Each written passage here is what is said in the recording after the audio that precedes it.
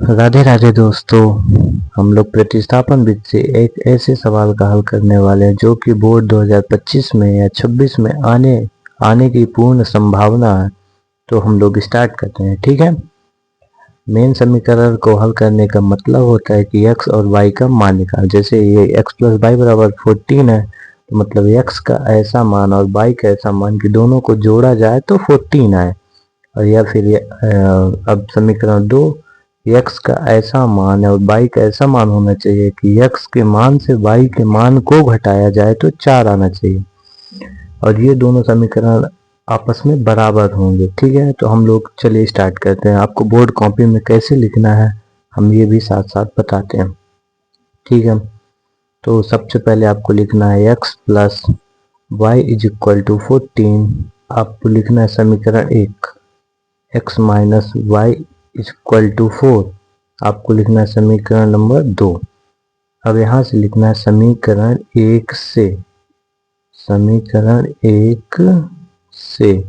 समीकरण 1 क्या है, x प्लस वाई बराबर 14।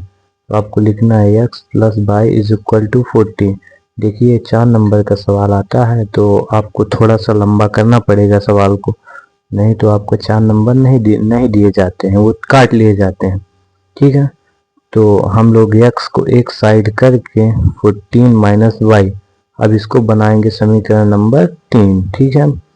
अब ये हो गया समीकरण नंबर 3। अब समीकरण 3 में देखिए x का मान एक निकल आया ना, x बराबर 14 माइनस वाई है। तो अब समीकरण 3 को 2 में x के जगह पर रखेंगे। जैसे देखिए अब समीकरण 3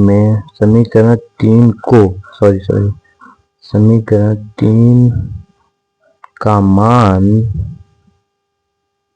2 में रखने पर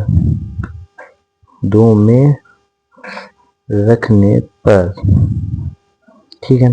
समीकरण 3 14 माइनस वाई एक्स बराबर 14 माइनस वाई। अब 14 एक्स की जगह 14 माइनस वाई को रखेंगे। देखिए आप 14 माइनस वाई बराबर 4, ठीक है। अब ये 14 हो गया, माइनस वाई क्या हो जाता है, माइनस 2y बना लेगा और ये 4 हो जाएगा। अब देखिए 14 माइनस 2y तो 14 इधर ही रहेगा, ये चर एक साइड हो गया, अचर एक साइड हो जाएगा, चर पद एक साइड हो जाएगा, अचर पद एक साइड। इसमें देखिए चर तो नहीं लगाया ना, x है ना y है, चर पद क्या होते हैं शायद आपने पढ़ा ही होगा पहले, ठीक है। तो 14 माइनस 4 हो जाएगा इज इक्वल टू 2y। इधर देखिए माइनस में, उधर जाएगा प्लस में हो जाएगा। ये देखिए उधर माइनस प्लस में था, इधर आ जाएगा माइनस में हो जाएगा, ठीक है। अब आप देखिए 14 में 4 चला गया, 10 बराबर 2y, ठीक है। तो y इज इक्वल टू 5 आ जाएगा, 2 पंचे 10, ये कट जाएगा, ठीक है। अब y का मान आप किसी भी समीकरण 1, 2 और 3 किसी में भी रख सकते हैं, आपको जिसमें इच्छा हो।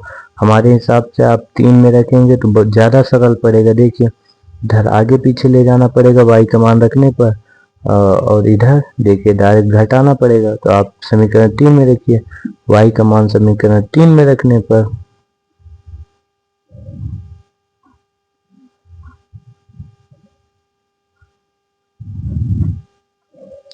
समीकरण 3 क्या है, x is equal to 14 minus, अब देखिए y क्या आया था 5, तो y का मान 5 रखने पर, तो अब देखिए x इज इक्वल टू क्या आया, 14 में 5 घटाइए 9 आ गया। अब अतः x is equal to 9, y is equal to 5 answer होगा। अब आपका नीचे आंसर डाल दीजिए।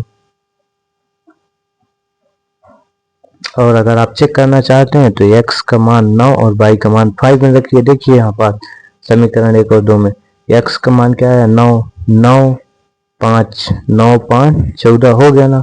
अब देखिए यहाँ पास x का मान 9 और y का मान 5, तो 9 में 5 घटाइए 4 आ गया। समीकरण 1 और 2 को दोनों को संतुष्ट कर रहा है ना, मतलब x का मान 9 और y का मान 5 होगा, ठीक है। ऐसी जानकारी के लिए आप मेरा वीडियो देखिए और मेरा YouTube चैनल सब्सक्राइब कीजिए। ये 2025 में आने की पूर्ण संभावना है, तो आप 2026 में आने की पूर्ण संभावना है, तो आप अच्छे से पढ़ाई कीजिए। Thank you.